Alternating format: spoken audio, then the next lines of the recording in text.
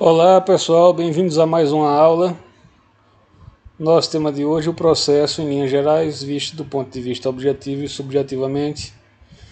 As nossas fontes são a obra Teoria Geral do Processo, de Carreira Alvim, e o Código de Processo Civil. Vamos lá. Antes de falar de processo, é bom lembrar as garantias fundamentais. Dentre elas, a necessidade de destacar duas: o devido processo legal e o contraditório.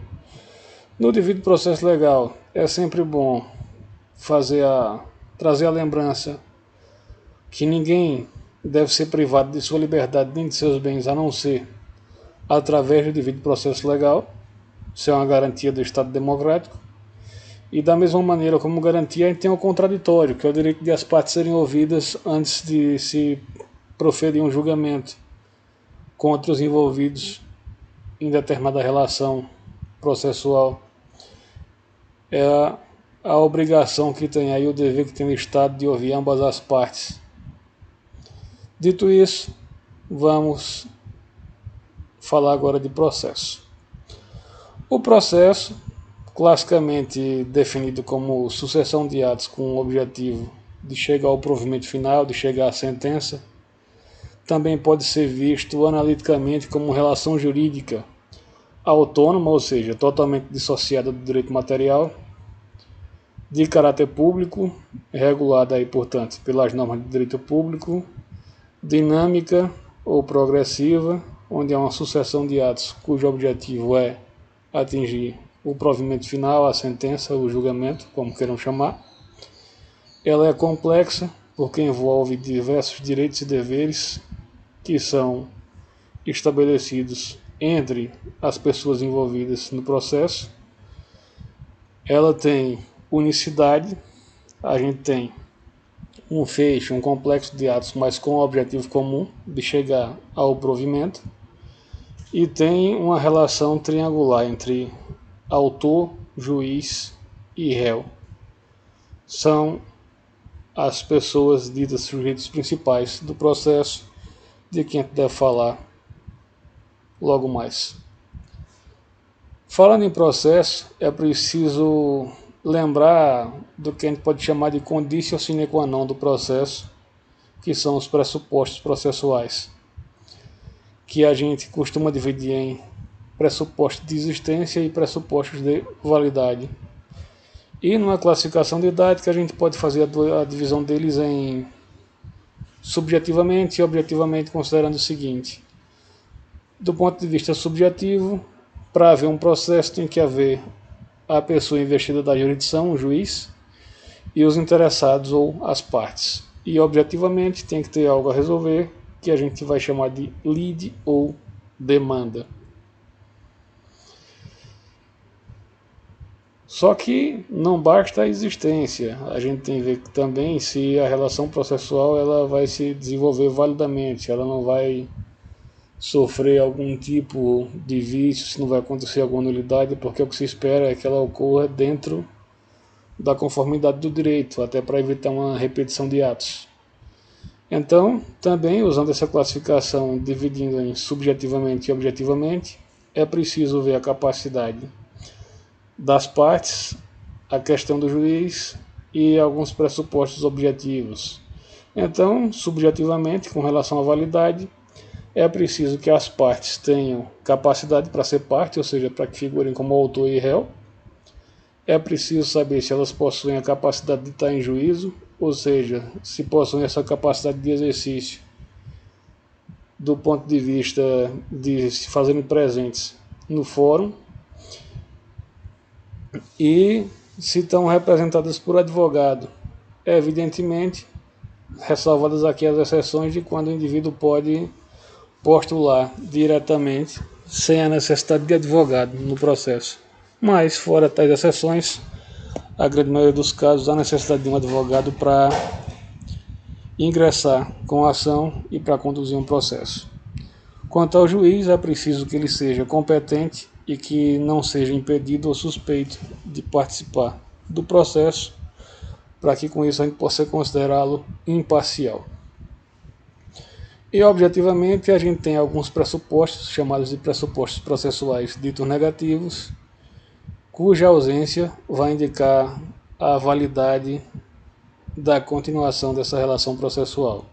Ou seja, para um processo poder se desenvolver normalmente, é preciso que não haja, com relação a outra demanda, litispendência, ou seja, duplicidade de ações, e que não haja coisa julgada, ou seja, é preciso que a questão tratada não já tenha sido resolvida antes. Seguindo, na defesa do réu, é preciso lembrar o seguinte: o réu, assim como o autor, ambos, em razão do contraditório, podem participar do processo. Da mesma maneira que o autor tem o direito de provocar, o réu tem o direito de se defender. Para cada ação, cabe uma exceção. E, para sua defesa, o réu pode levantar questões de diversas ordens. Didaticamente, a gente pode dividir tais questões em preliminares, que vão dizer respeito a pressupostos processuais de condição de ação, prejudiciais, que vão dizer a aspectos de direito material e vão influir no resultado da demanda, e as questões propriamente de mérito, que vão atacar a pretensão autoral e indicar, na visão do réu ou dos réus, os motivos pelos quais, na visão dele, o autor não vem a ter razão. Então, guardem isso. Para cada ação, cabe uma exceção. Para cada propositura, cabe uma defesa. Seguindo, falando do processo subjetivamente, é preciso entender quem são as partes principais, que vocês já sabem. A gente fala sempre na relação autor, juiz, réu. No polo ativo a gente tem o autor, no polo passivo o réu, e a pessoa investida da jurisdição para resolver o caso posto é o juiz. Vamos seguir, lembrando que a relação subjetiva aqui é simples, mas ela pode ser complexa, pode ter mais de um sujeito, pode ter vários sujeitos. É o que a gente chama de litisconsórcio. Pode acontecer quando há mais de um autor, a gente chama aí de litisconsórcio ativo. Pode haver mais de um réu, litisconsórcio passivo, ou mais de um autor e mais de um réu, o litisconsórcio misto. Sobre o momento da propositura, esse litisconsórcio pode se dar já no início do processo, chamado, portanto, de inicial, acontecendo ali junto da petição, ou ulterior, quando acontece em momento posterior. Sobre a natureza do litisconsórcio, pode ser necessário, quando a lei ou a relação jurídica assim determinam. Costuma acontecer isso aqui em demandas que envolvam posse, ou facultativo, quando isso decorre da vontade das partes. Geralmente não haveria essa obrigação, mas as partes assim entenderam. De repente você tem duas pessoas que poderiam demandar contra o mesmo réu, mas em ações distintas, mas resolvem entrar conjuntamente. Aí a gente tem um litisconsórcio ativo, facultativo, seria um exemplo. E sobre os efeitos da sentença, a gente teria um litisconsórcio unitário, quando houver uma decisão que deva afetar todos indistintamente, ou não unitário, quando isso não vier a acontecer. Seguindo, a gente falou agora há pouco da questão do litisconsórcio, como vocês viram, mas pode acontecer de terceiros quererem intervir no processo. Primeiro, é importante saber quem é terceiro. É aquela pessoa que não é parte no processo, mas pode ter interesse em intervir na demanda e, portanto, se encontra legitimado a fazer isso. Pode ser espontaneamente, pode ser através de provocação. No CPC a gente tem alguns tipos de intervenção, são os permitidos no nosso sistema processual: a assistência, a denunciação da lide, o chamamento ao processo, o incidente de desconsideração da personalidade jurídica e o amicus curiae. E agora, fazendo a leitura do CPC, a gente tem o seguinte: artigo 119. Pendendo a causa entre duas ou mais pessoas, o terceiro juridicamente interessado em que a sentença seja favorável a uma delas poderá intervir no processo para assisti-la. Esse é o conceito de assistência. Eu tenho uma pessoa que não figura como parte, mas tem interesse em que a sentença lhe seja favorável. Guardem isso. Vamos falar agora de assistência simples. Lendo aqui o artigo 21, a gente pode, melhor dizendo, 121, a gente pode ver o seguinte: o assistente simples atuará como auxiliar da parte principal. E, nesse outro ponto que eu destaquei, no artigo 122, a assistência simples não obsta que a parte principal reconheça a procedência do pedido, desista da ação, renuncie ao direito sobre o qual se funda a ação ou transija.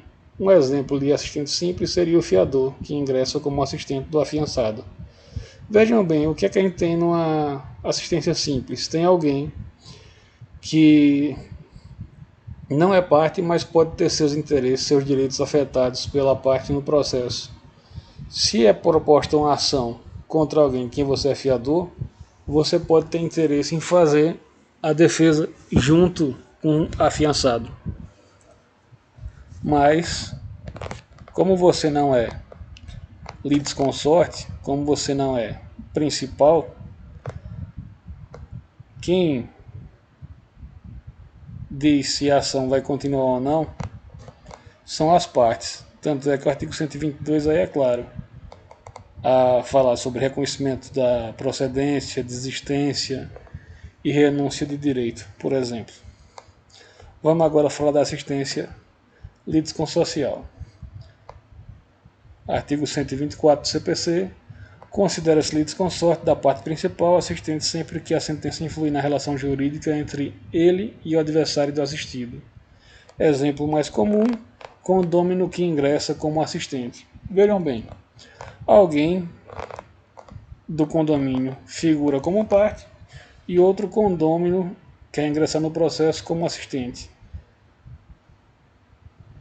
Observe que a situação dele agora é de litisconsorte, ele vai ter a mesma sorte do sujeito que figura como parte e que a decisão vai ser comum a ambos, porque vai afetar ambos. Aqui o direito do próprio condômino assistente é que vai vir a ser afetado. Diferença do que acontece na assistência simples, em que o direito da parte assistida é um e do assistente é outro. Espero que isso tenha ficado claro.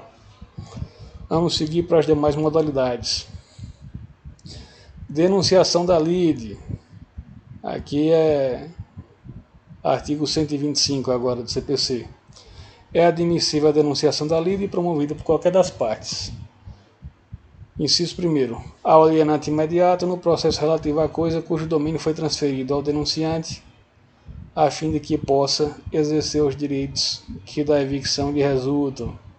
Ou inciso 2º, exemplo mais comum, aquele que estiver obrigado por lei ou por contrato a indenizar em ação regressiva o prejuízo de quem for vencido no processo. Aqui, nessa modalidade, estão chamando a responsabilidade pessoas de algum modo interessadas na demanda. É isso que vem a acontecer. Falando também aqui em responsabilidade, muito mais no campo obrigacional, no campo de pagamento, a gente tem o artigo 130, chamamento ao processo. É admissível o chamamento ao processo requerido pelo réu, inciso 1º, do afiançado, na ação em que fiador for réu, dos demais fiadores, na ação proposta contra um ou alguns deles. Inciso 3º, dos demais devedores solidários, quando o credor exigir de um ou de alguns o pagamento da dívida comum. Ou seja, aqui no inciso 3º, a gente tem a questão da solidariedade quando a gente tem uma pessoa ou algumas sendo chamadas, mas havendo dívida comum que deveria ser paga por todos. Vamos ver as demais modalidades. Desconsideração. A desconsideração, gente, é aquele incidente em que, em decorrência de um abuso na personalidade, exemplo mais comum, uma pessoa física se aproveitando de uma personalidade jurídica acaba realizando diversas ações indevidas do ponto de vista patrimonial e deixando sem garantia interessados que negociaram com a pessoa jurídica, seria o exemplo mais simples, pelo menos o que eu lembro agora. Artigo 133. Um incidente de desconsideração da personalidade jurídica será instaurado a pedido da parte ou do Ministério Público quando lhe couber intervir no processo. Parágrafo 1º. O pedido de desconsideração de personalidade jurídica observará os pressupostos previstos em lei. Aplica-se, parágrafo 2º, o disposto nesse capítulo às hipóteses de desconsideração inversa da personalidade jurídica. Ou seja, aquela situação ao contrário, você teria abuso do sócio e aqui responsabilidade da pessoa jurídica.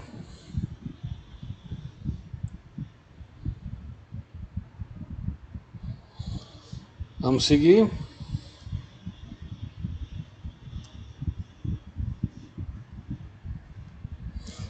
Amicus curiae.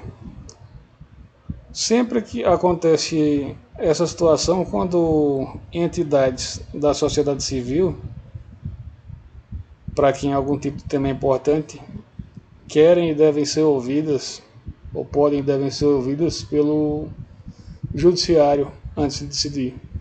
Artigo 138. O juiz ou relator, considerando a relevância da matéria, a especificidade do tema, objeto da demanda ou a repercussão social da controvérsia, poderá, por decisão irrecorrível, de ofício a requerimento das partes ou de quem pretenda manifestar, solicitar ou admitir a participação de pessoa natural ou jurídica, órgão ou entidade especializada com representatividade adequada no prazo de 15 dias de sua intimação. Então, sempre que isso vier a acontecer, a gente tem a figura do amicus curiae.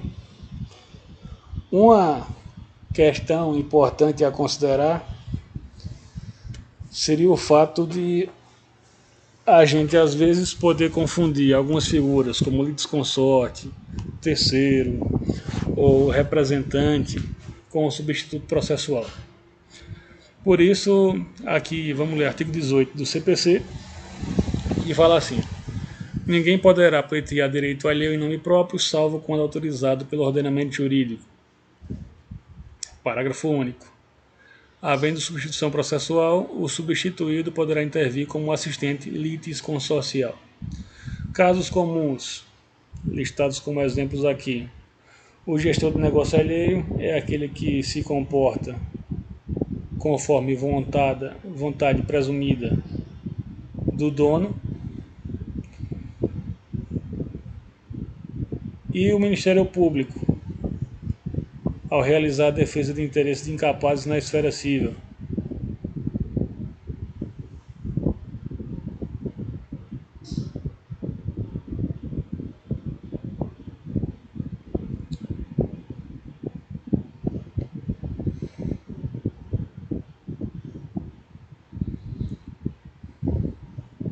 E aqui, para finalizar, a gente vai falar de princípios processuais.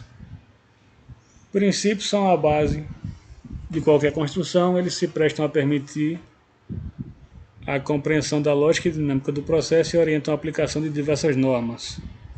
No sistema jurídico brasileiro, temos os seguintes princípios fundamentais do processo civil: iniciativa da parte, impulso oficial, contraditório, princípios inquisitivo e dispositivo, lealdade processual, publicidade e preclusão. Falando deles aqui, iniciativa da parte. Vocês já aprenderam que um processo só pode se iniciar no Brasil através de manifestação do interessado, mas, após isso, o processo se conduz por impulso oficial, ou seja, acontece a provocação inicial. O processo corre agora por conta do dinamismo da própria justiça. Contraditório, ou seja, ambas as partes têm a oportunidade de serem ouvidas e de produzir provas ao longo do processo. Princípios inquisitivo e dispositivo. Fiz questão de colocar assim com a barra, porque geralmente se fala do princípio inquisitivo mais relacionado ao processo penal e do dispositivo mais com relação ao processo civil, quando essa divisão não faz mais sentido. Em ambos os processos a gente tem um quê de inquisitivo Basta lembrar da questão da produção da prova, dos poderes do juiz presentes em ambas as esferas e do princípio dispositivo, ou seja, do fato de as partes poderem negociar ou dispor, que acontece tanto em algumas situações de demanda civil e também em alguns casos de menor monta com relação à pena, das chamadas pequenas causas, no processo penal também. Lealdade processual, que seria o bom comportamento das partes, e aqui é bom ressaltar também dos advogados na condução do processo. Publicidade, uma vez que os atos processuais não devem ser segredo, exceto quando houver algum interesse que assim o exija, intimidade das partes, segurança nacional, algo desse tipo. Fora disso, as demandas são públicas, qualquer pessoa poderia acompanhar seus atos. E um princípio caríssimo seria o princípio da preclusão, que é o que garante a continuidade da marcha processual, quando indica que cada parte tem um momento próprio para produzir sua prova, para realizar sua manifestação, e depois de passar do prazo para isso, ou de perdido esse momento, ou de ter realizado algo que impeça uma nova manifestação, que ocorra a preclusão. A preclusão é posta nesse sentido, como talvez um princípio máximo de garantia da continuidade processual. Então, o que se busca é fazer com que o processo tome seu rumo, seu curso normal. Gente, era isso. Eu sei que a gente tem o tema da produção de provas em geral, que vai ser visto com mais vagar semestre que vem, e também o tema de julgamento, que também é um tópico do próximo semestre. Muito obrigado, e vai agora um recado final, que é o seguinte: entender o direito processual é como compreender uma linguagem nova a ser utilizada dentro de um campo e de uma estrutura específica. A boa compreensão dos conceitos elementares é base sólida para o desenvolvimento do estudo das demais disciplinas de cunho processual. De se ressaltar, ademais, que o direito processual não está apenas na legislação e nos livros especializados, mas sua atualização ocorre inevitavelmente no cotidiano dentro do fórum e também fora dele. Muito obrigado a todos, se cuidem, muita saúde a todos e até uma próxima oportunidade.